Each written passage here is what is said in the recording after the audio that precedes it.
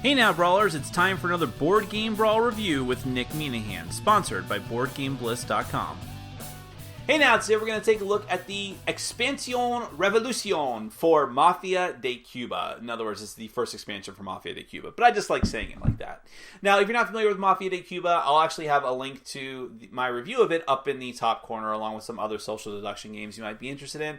Mafia de Cuba is a really interesting social hidden role deduction game. It's very different than any other game I had played of that genre, especially in the sense that you choose the hidden role that you want to take. You're a godfather back in Cuba in like the 50s or 60s, and you are trying to you walk away from the table. The other players represent either your loyal henchmen or people who are trying to infiltrate you or stab you in the back or steal from you, and they pass around your cigar box, literally a cigar box full of little diamond gems and also the hidden roll tokens. They pass them around, they take from the box, determining what roll they are or how many diamonds they've stole, and then the Godfather is trying to accuse and find out where all of his diamonds are when he comes back to the table. That's a very brief synopsis. It's harder to explain than that. Now, what the Revolution expansion adds is more rolls for you to potentially pick, as well as a fake diamond variant. So it's just more stuff to throw into the mix. Let me go ahead and give you a brief look at all of the different stuff that comes in this box. Well, not a brief look, a pretty thorough look. There's not a lot in there. Then we're going to come back. I'll let you know what I think.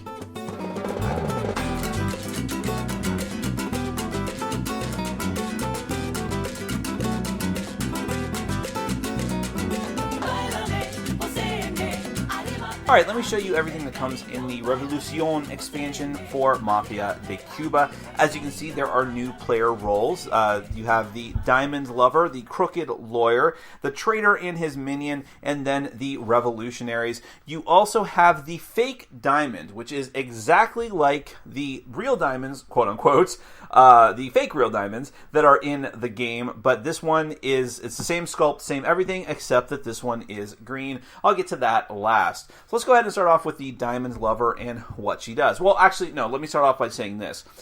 Much like with the roles in the original Mafia de Cuba, the base game, you decide which roles you want to play with each time. Whenever you put in a role, depending on the number of players, something has to come out. That's entirely up to you, although I will say that the little mini rulebook for the expansion has charts showing suggested setups for it dependent upon the number of players, but you can really do whatever you want.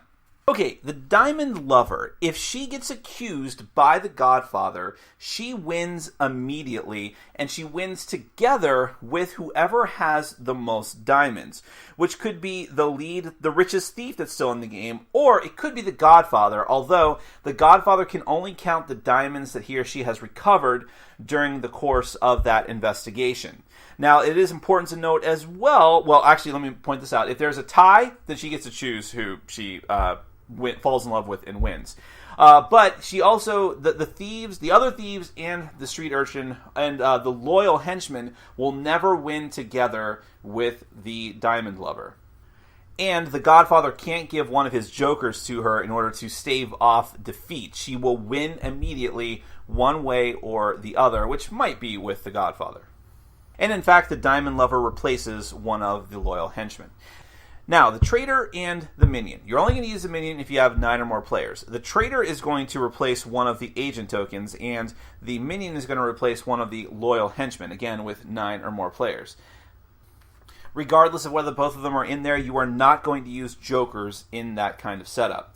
So, when the Godfather would make a mistake, and that would bring about a victory for the thieves, meaning that he accused someone incorrectly, the Traitor becomes the new Godfather. He's going to take the box from the current Godfather, along with any diamonds that the Godfather set aside at the beginning of the game, if any, but does not take any of the diamonds recovered during the investigation itself. Then the game continues, and the new Godfather can win together with his minion if he successfully gets back all of his diamonds, recovers all the diamonds that the thieves stole. However, if the Traitor incorrectly accuses one of the loyal henchmen, that loyal henchman gets revenge for their former Godfather and then will win together with the best thief that is still in play. So it kind of flips on its head the rules about who's the loyal henchman and the thief and the Godfather and all these different things. The Revolutionaries. There are two of them, and they are both the same. Again, it depends on the number of players and whether or not you are going to have more than one agent, because they are replacing the agent tokens, potentially. The agents immediately win if they're accused by the Godfather. They shout, "Viva la Revolucion!" and then shares the victory if there is the second Revolutionary, and also with the thief or thieves, and also with the street urchins. So they're like an agent that can win with everyone else who's like a thief or one of the potential bad guys. And the Godfather cannot give a joker to the Revolutionaries. That's it. You accuse them, and you're toast. Finally, you have the Crooked Lawyer. Now, the Crooked Lawyer, he's going to replace the driver token, and who he's trying to win with changes depending on who the first player that the Godfather accused is. If the first player that's accused is a loyal henchman or the cleaner, remember the cleaner from the base game, the Crooked Lawyer allies himself with the street urchins. If it's a thief that was accused, he allies himself with the loyal henchman. And if another character is accused, any of the other characters that could potentially be in the game, the Crooked Lawyer reveals themselves and is immediately eliminated. The Crooked Lawyer is going to share victory with and the defeat conditions of whichever side he chooses to ally himself with. So if he's sided with the street urchins, he'll win with whatever condition the street urchins are going to win with, thieves, and so on and so forth. The last part of the expansion is the fake diamonds. Now, even though it doesn't look like a role token, if you choose to use it, it actually replaces one of the agent tokens. When the box is being passed around, you can choose to steal the fake diamond. And if you choose to steal it alone, you're essentially a street urchin. Now, normally a street urchin can only, if a street urchin must choose nothing, or if you're the last player and they choose to take nothing, then they become a street urchin. But with this, if they choose to take the fake diamond alone, they will also be a street urchin. But if they choose to take it together with other diamonds, then they are a thief. Now, once you get to the investigation phase, if someone who has the fake diamond is accused of having diamonds, they only need reveal the fake diamond, without revealing, if they have taken any other diamonds, without revealing any of those carefully. So they'll just take out the fake diamond and say, "Yeah, you got me, I've got the fake diamond." But they are not eliminated. And the Godfather does not give them a joker, and the investigation phase will continue. Now, the Godfather can then accuse that player of having diamonds. They can make a second accusation against that player, at which point they may be caught normally if they actually have diamonds. But of course, if they don't have any real diamonds, then the Godfather is either going to have to give them a joker, or the Godfather is going to be eliminated. And that's it. That's what's in the expansion. There are, of course, a lot of different weird interactions that can happen with the roles from the first game and with all these roles with each other. The rulebook does cover that, but that is essentially, in a nutshell, what comes in the Revolution expansion for Mafia de Cuba. Now, let's get to my final thoughts. Now, to be very clear, I don't think that Mafia de Cuba needed an expansion necessarily, because I think it was very, very fun on its own. I think you could get a lot of replay value out of that game as it was. Although I will, and again, if you haven't watched my review, I really enjoy Mafia de Cuba. However, I do think any game that is already good cannot be hurt by having some more variety of stuff to add in. And I think that especially that can be true of Mafia de Cuba, only because in a short period of time, you can play the game a lot. Like, I've never known in my group for anyone to play Mafia de Cuba a couple of times. They play it 3 or 4 times in succession in a row, like, all right, we gotta do it again. So in that case, it is cool to have more roles to mix in and, get different allotments. And the rulebook does have these different charts that you can use, which really is helpful. You don't have to think about it too much. Just be like, oh, okay, this one looks interesting, let's do this. And then you're good to go. Now, breaking down the individual stuff that's in this set, I like the Diamond Lover a lot. I think that's a very interesting alternative to the Loyal Henchman that she replaces. I think it's the Loyal Henchman that she replaces, yeah.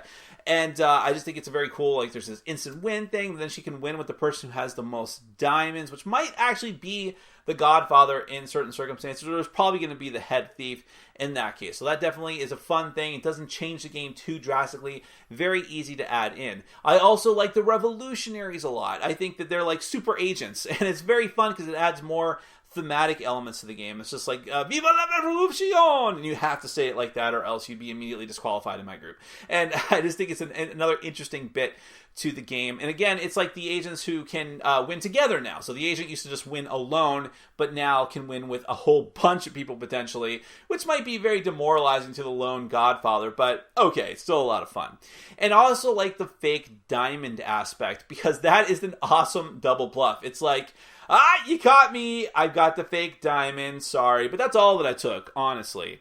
And I'm just a lowly street urchin. But it is ultimately possible that you actually do have a lot of real diamonds. But did you only take the fake diamond in order to fake out the Godfather? I find that very interesting and very easy to incorporate into the game. So I dig that one quite a bit. Now, the other roles that are in the box, the traitor and the minion and the crooked lawyer, I like less. I think the crooked lawyer is probably the one I like the least. And it's not because it's necessarily bad. I just think the game, Mafia de Cuba, despite being a very simple and fast game, is actually kind of tough to explain. And the easier the roles are, the easier it is to just teach new players and to get it going. And chances are, with a game that like this that uses can have a very high player count, you're going to have a couple of new players if you're playing at different venues and different circumstances. So being able to easily explain the game is a plus. And I think the crooked lawyer, and also to a degree, the traitor and the minion, are a little too breaking the game. Now again, if you're playing with the same group over and over again, if you want more variety, if you are getting tired of the roles that you have, great, more stuff. I'm glad that they're there for that reason. But for me, these are probably the roles I'm going to use the least, despite how interesting thematically they are, especially the traitor and the minion. You know, I see traitor, and I'm like, oh, it's got to be awesome, and it's just okay. Especially the crooked lawyer, not that great either. But the other roles are solid, and it's great just having more stuff from Mafia de Cuba. I hope the game gets more attention because I think it's really, really good. And again, you can check out my full review if you want to know more about it. That is the Revolucion expansion for Mafia de Cuba from Asmodee, and I think La Mime game, something like that. Check it out if you can. Really cool. Thanks for watching. Follow us on Facebook, Twitter, and Patreon. And make sure to check out our sponsor, Board Game Bliss, where you can find an amazing selection of games from around the world. BoardGameBliss.com. Thanks for your support.